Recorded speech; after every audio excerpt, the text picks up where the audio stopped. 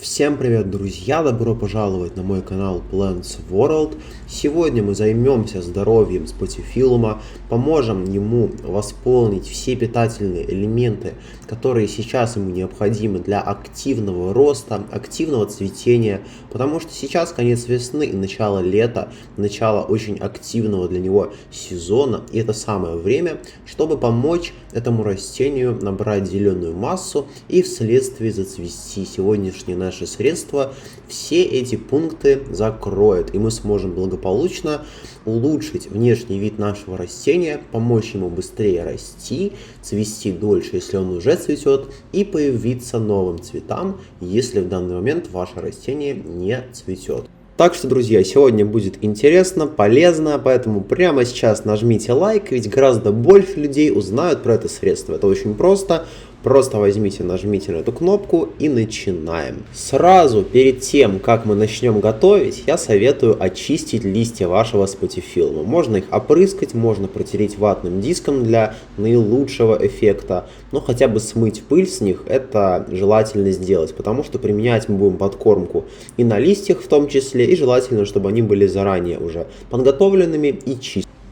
Итак, после того, как мы почистили листики хоть чуть-чуть, мы разберем первый ингредиент. А это обыкновенный рис, который у нас дома обязательно есть, или его очень легко можно добыть. В этом главное преимущество сегодняшней подкормки. Помимо того, что она полностью натуральная, абсолютно безопасная, если мы ее будем использовать в правильных дозировках. Конечно же, это мы все сегодня тоже с вами обсудим, вам все расскажу.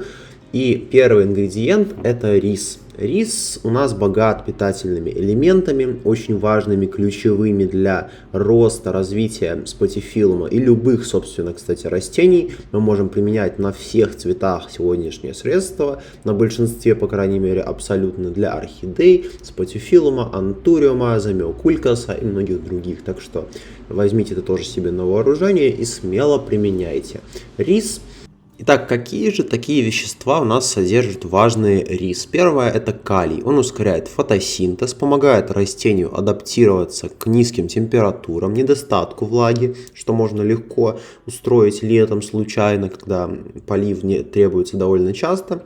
Довольно сложно бывает отрегулировать его некоторым людям, поэтому здесь рис тоже будет помогать, повышает устойчивость к болезням, а также он важен для формирования более крупных цветов. То есть ваши цветочки, которые будут появляться у растения, будут гораздо крупнее и выглядеть это будет все симпатичнее благодаря такой подкормке. Железо, которое также содержится в рисе, участвует в дыхании и фотосинтезе и необходимо для формирования всех органов и систем растения. Кальций повышает морозоустойчивость растений, устойчивость к заболеваниям. Также содержатся такие полезные элементы, как медь и йод. Они также очень важны в жизни наших растений. Давайте используем наш первый ингредиент, приготовим. Нам понадобится всего 1 чайная ложка риса. Насыпаем ее в емкость, в которой будем все это дело готовить, смешивать. И пока что можем это смело отодвинуть и убрать, потому что у нас есть еще второй ингредиент, который не менее важен, а даже, можно сказать, немного более важен, чем рис.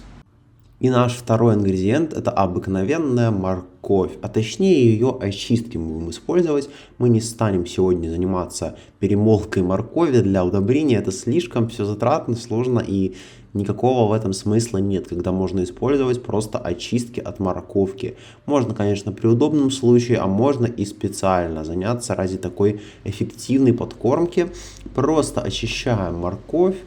Ведь в кожуре у нас содержится тоже целый комплекс полезных веществ, витаминов, которые будут стимулировать не только рост, но и цветение наших спатифилумов. Поэтому счищаем с одного плода моркови всю кожуру, чтобы максимально все это дело упростить.